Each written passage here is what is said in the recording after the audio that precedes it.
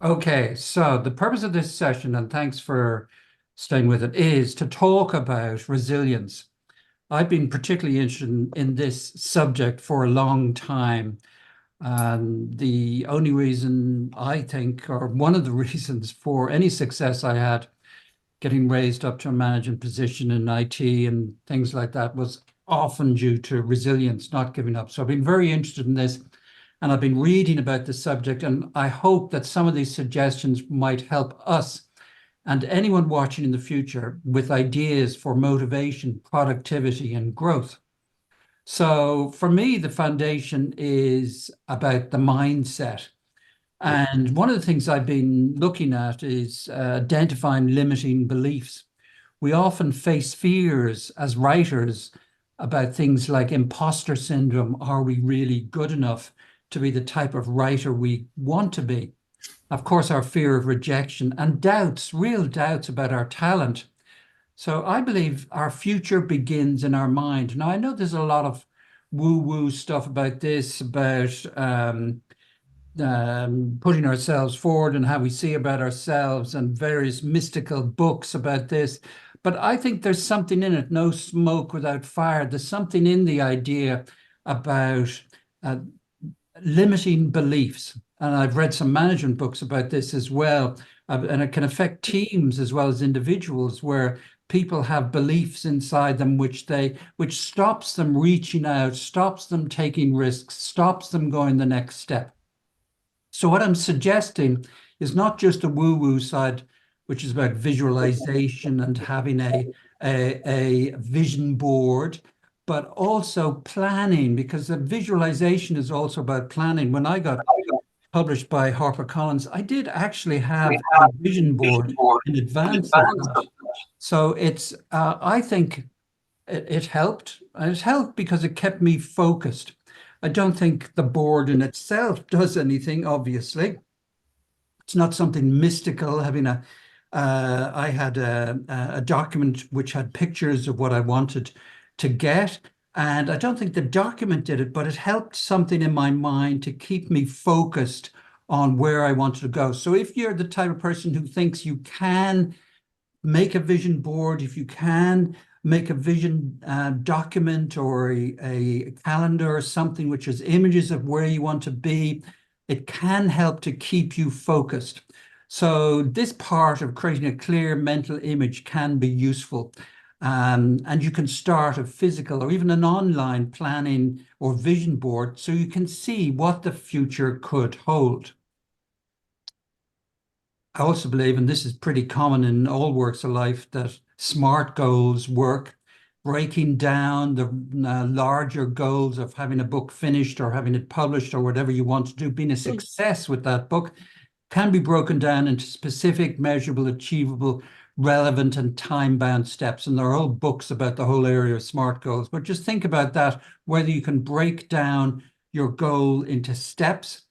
And this one I'm quite interested in, making one small additional change each week. This is part of a Stoic video I was watching, which I think is very interesting, about adding 1% to your performance each period, each day, each week, adding 1% and cumulatively over time by successively adding small amounts to your workload, to what you're doing.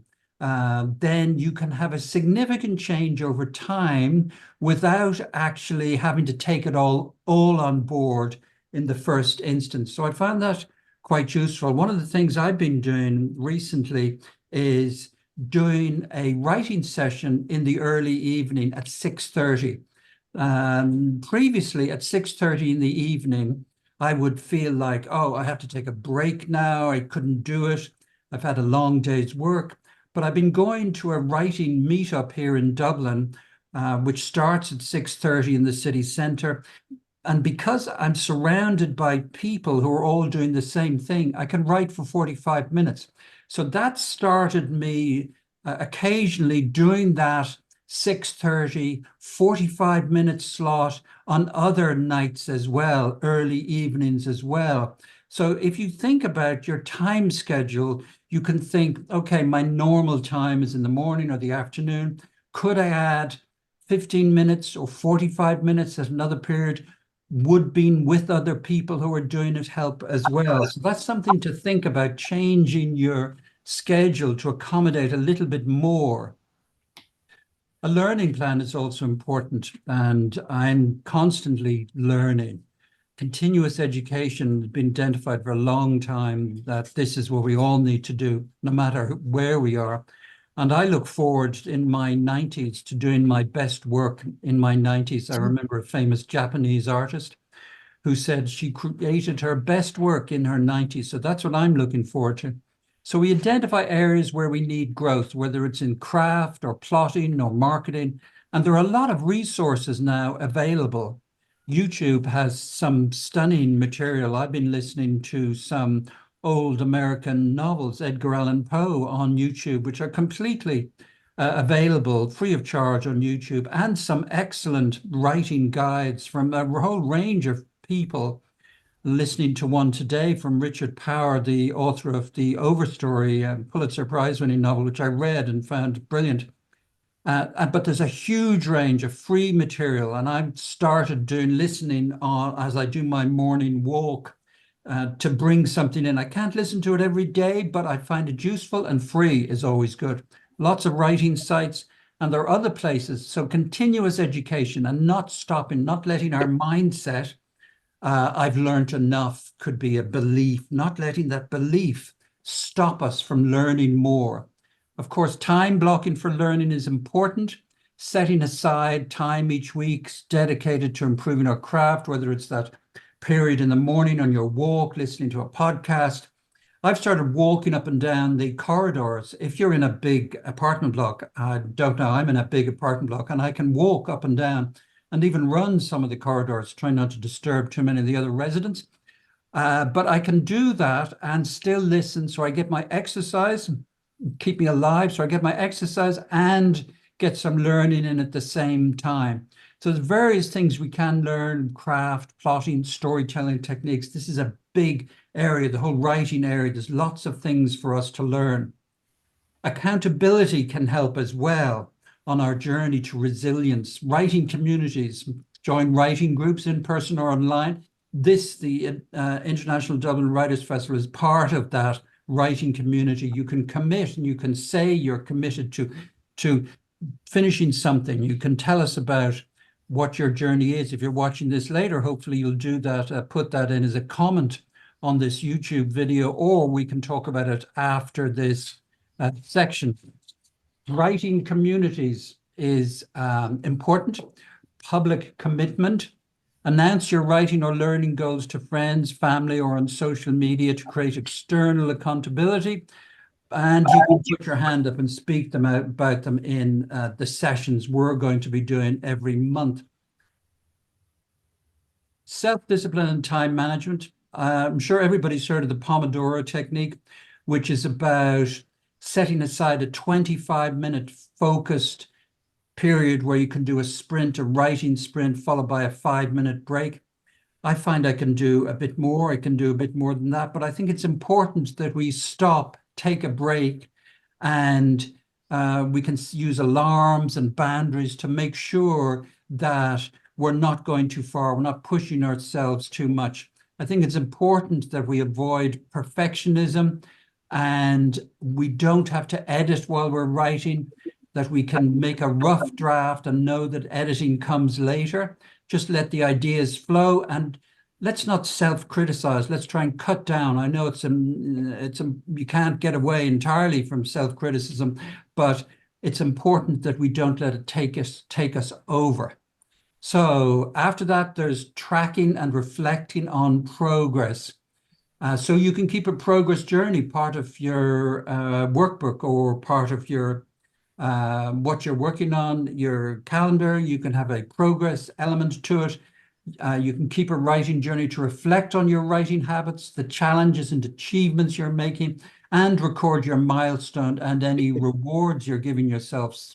This is celebrating small victories, finishing a chapter, completing a learning course. Overcoming obstacles and managing obstacles. We all get obstacles on our journey.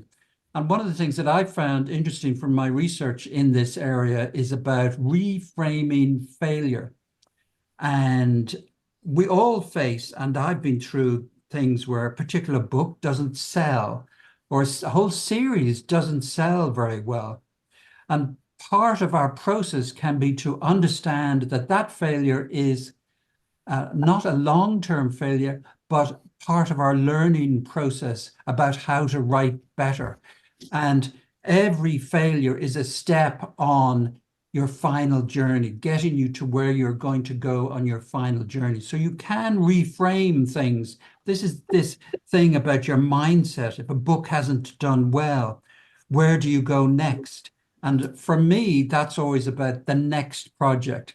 Where am I going to go with my next project? I also have to think about taking on board criticism. So I have to wonder why a particular book doesn't sell. I have to make sure that I've presented it as well as possible, that I've got the cover right, that I've got the description right, all of those things, and that I've listened to any feedback that people have given me about the content as well and changed it if necessary. We're in a very interesting world where when we place a book on Amazon, for most of us, if you're not published, when you place a book on Amazon, it can then evolve over time. You can replace the text as long as it doesn't have substantial changes, but you can do a lot of tinkering with the text, fixing things.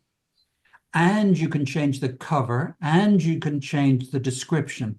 So it becomes a living thing, your book. It's not like it was 50 or 100 years ago, where it was set in stone almost, where your book didn't stop evolving. So we're in a period of the evolving book, where your book can change its cover. And I know somebody who changed their cover 5 times, and then it started selling.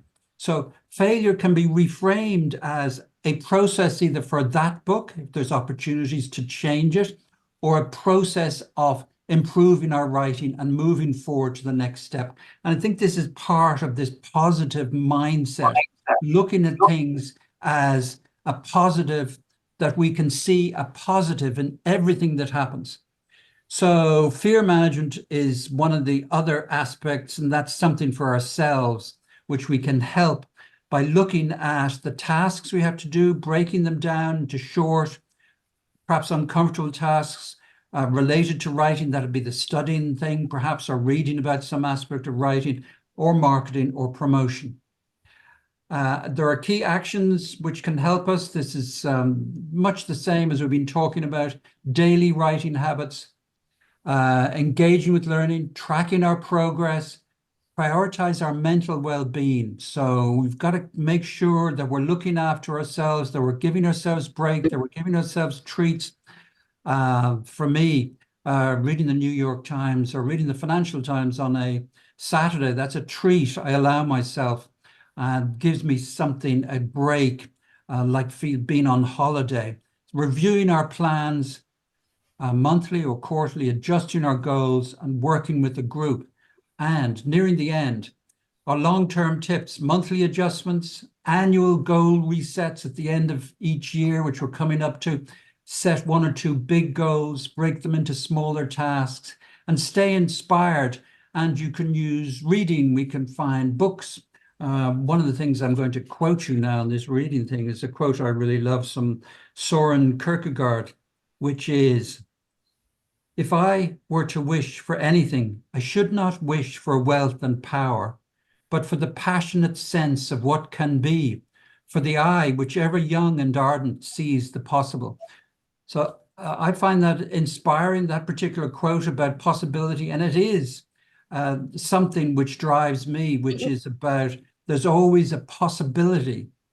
There's always something more that can be done, another plan, the next plan that can be done. So hopefully you will find your own inspirational quotes. Consider each step step you take as a commitment to your goal, and observe the world changing around you as you progress. So that's it. That's the presentation part of this. Thank you for watching.